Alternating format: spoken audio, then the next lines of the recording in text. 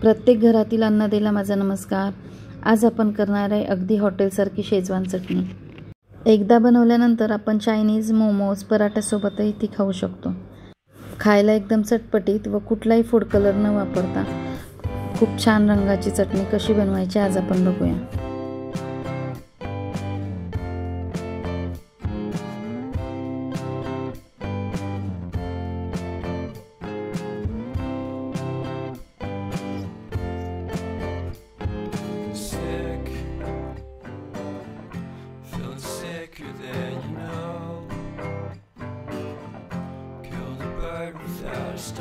चला मग रेसिपीला सुरुवात करूया।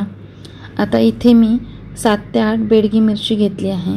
या मिरचीमुळे आपल्या शेजवान चटणीला खूप छान रंग येतो। आता तिखटपणा येण्यासाठी मी साधारण 6 ते 7 तिखट मिरची घेतली आहे। तुम्ही तुमच्या आवडीनुसार तिखट मिरची कमी जास्त प्रमाणात घेऊ शकता। मिरच्या पाण्यामध्ये बुडतील इतक्या प्रमाणात मी त्यामध्ये कोमट पाणी घालून घेतले आहे। या मिरच्या भिजून सॉफ्ट होण्यासाठी मी यांना अर्धा तास पाण्यामध्ये ठेवणार आहे। मिरच्या भिजेपर्यंत आपण बाकीची तयारी करून घेऊया। सर्वात आधी मी सोललेला लसूण बारीक करून घेणार आहे। त्यासाठी मी ह्या आकाराच्या वाटीने साधारण इतका लसूण घेतला आहे। लसूण जास्त असल्यामुळे आपण अशा पद्धतीने एक एक पाकळी धरून कट केल्यास आपल्याला खूप वेळ लागेल। त्यासाठी मी सर्व लसूण असा सोबत ठेवून अशा पद्धतीने कापून घेणार आहे। या पद्धतीने कापल्यास आपला लसूण लवकर कापून तयार होतो। पाण्यामध्ये भिजवलेल्या मिरच्या पुन्हा एकदा खालीवर करून दिल्या। इथे लसूण एकसारखा कापून रेडी झालेला आहे। आता या प्रमाणात आले घेऊन मी हे छोट्या किसणीने किसून घेणार आहे। शेजवान चटणीमध्ये लसूण व आल्याचा सुगंध खूप छान येतो। लसणाप्रमाणेच इथे मी आल्याची साल पूर्णपणे काढून स्वच्छ करून घेतले होते। या आकाराच्या वाटीप्रमाणे इतके आले आपले किसून रेडी झालेले आहे। आता भिजून सॉफ्ट झालेल्या मिरचीचे आपण मिक्सरमध्ये वाटण करून घेऊया। वाटण करण्याकरता मी त्यामध्ये थोडेसे पाणी ॲड केले। इथे मिरची वाटून मी त्याची पूर्णपणे पेस्ट तयार करून घेतलेली आहे। आपण त्याला थोडंसं जाडसरही ठेवू शकतो। मिरची सॉफ्ट भिजल्यानंतरच वाटण व्यवस्थित होऊ शकते। आता आपण कढईमध्ये फोडणी घालून घेणार आहे। त्यासाठी मी ते 1 चमचा तेल घेतले आहे। जर तुम्हाला चटणी जास्त दिवस टिकवायची असेल तर तुम्ही जास्त तेलाचा वापर करू शकता। आता फोडणीसाठी मी कट केलेलं लसूण व आले घालून ते व्यवस्थित परतून घेतले। ब्राऊन रंग होईपर्यंत न परतता ते साधारण फक्त 1 ते 1.5 मिनिटापर्यंत परतून घ्यायचे आहे। लसूण आल्याचा रंग हलकासा चेंज झाल्याच्या नंतर मी मिरचीचे वाटण घालून घेतले।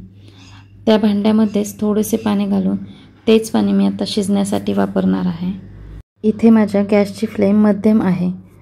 आता हे सर्व एकत्र करून 4 ते 5 मिनिट वाफ घेऊन ते व्यवस्थित शिजवून घेणार आहे। चटणी शिजवून ती थंड होईपर्यंत घट्ट पडते, त्यामुळे हे मिश्रण आता अशा प्रमाणात पातळ ठेवायचे आहे। वाफ घेत असताना मध्ये एकदा झाकण उघडून चटणी हलवून द्यायची आहे। चटणी व्यवस्थित शिजवून घेतली तर ती आपण 1 ते 1.5 महिन्यापर्यंत फ्रीजमध्ये स्टोअर करून ठेवू शकतो। त्यासाठी शक्यतो काचेची बरणी वापरली गेली पाहिजे। चटणी पूर्ण शिजल्यानंतर त्याला खूप छान रंग येतो।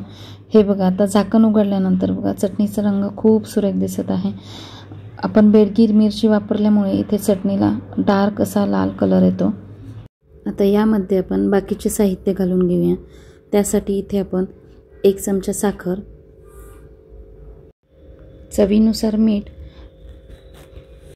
अर्धा चमचा टोमॅटो सॉस, 1 छोटा चमचा सोया सॉस व 1 छोटा चमचा व्हिनेगर घालून घेणार आहे।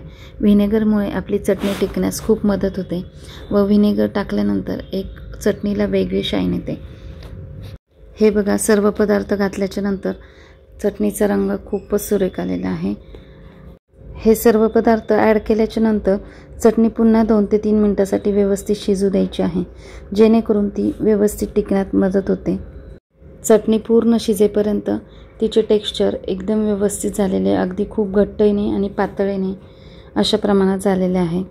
आता ही चटणी आपण एका भांड्यामध्ये काढून फॅनच्या हवेला 1 तास थंड करून घेणार आहे। त्यानंतर आपण ही काचेच्या बरणीत भरून फ्रीजमध्ये ठेवू शकतो। तुम्हाला माझी ही रेसिपी आवडली असल्यास आपल्या अन्नदा पाककृती या चॅनलला लाईक, शेअर आणि सबस्क्राईब करा।